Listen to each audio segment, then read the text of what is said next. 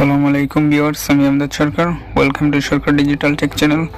তো আজকে আপনাদেরকে দেখাবো স্যামসাং ফোন কিভাবে রিসেট করলে গুগল লক হবে না।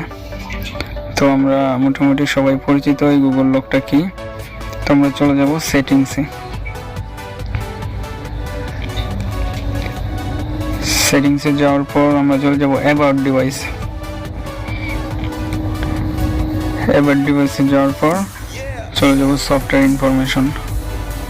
সফটওয়্যার ইনফো যে একটা অপশন, এটাতে চলে যাব। তারপর এখানে দেখতে পাচ্ছি আমরা 4 নম্বরে বিল্ড নাম্বার, এখানে 3বার ট্যাপ করব। 3বার ট্যাপ করার পর একটা অপশন চলে আসবে, দেখতে পাচ্ছেন developer mode has been enabled. তো আমরা চলে যাব ব্যাক বাটন দিয়ে, আবার ব্যাগে চলে যাব।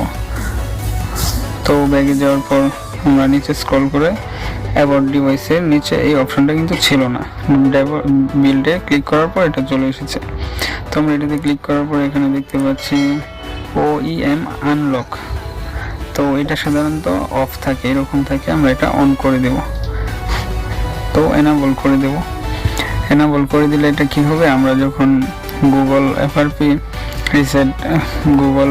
এফআরপি হয়ে যায়, যে যখন আমরা ফোনটা রিসেট করি, যখন আমাদের ইমেল দেওয়া থাকে আমরা ইমেলটা ভুলে যাই এবং এটা করতে গিয়ে অনেক সমস্যায় পড়তে হয়। তো এটা যদি আমরা অন করে রেখে দেই, তো আমাদের ফোন যখন আমরা রিসেট করব বা ফোন স্লো হয়ে গেলে আমরা সাধারণত কিছু করতে পারি না, ওই ক্ষেত্রে আমাদের ফোনটা রেস্টোর করতে হয়। তো রেস্টোর করার ক্ষেত্রে আমরা এটা চালু করে রাখলে আমাদের ফোনটা আর গুগল লক চাইবে না। তো আরেকটা সিস্টেম আছে যেটা আপনি ম্যানুয়ালি গুগলটা রিমুভ করে দিতে পারবেন। তো গুগলটা রিমুভ করার জন্য আমরা চলে যাব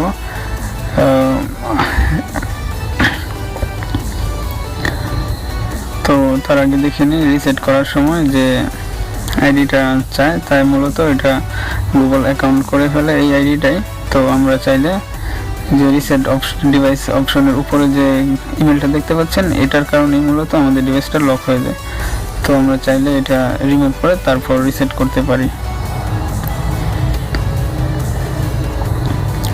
তো আমরা ব্যাগে চলে যাব, দেখাবো এটা কীভাবে রিমুভ করতে হয়। আপনি সবচাইতে বেটার হয় যদি OEM আনলকিংটা অন করে রাখেন আপনার ফোনে, আর ডেভেলপার অপশনে যে USB ডিবাগিংটা অন করে দেন। তো আমরা চলে যাব ক্লাউড অ্যান্ড অ্যাকাউন্ট। তো ক্লাউড অ্যান্ড অ্যাকাউন্টে যাওয়ার পর আমরা চলে যাব অ্যাকাউন্টে যাওয়ার পর গুগলে ক্লিক করব। আমরা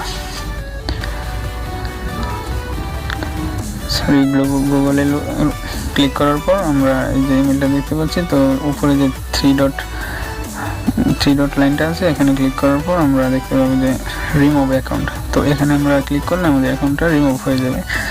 তো আজকের ভিডিওটি এই ছিল, কীভাবে করা যায়। ভিডিওটি যদি ভালো লাগে অবশ্যই সাবস্ক্রাইব করবেন।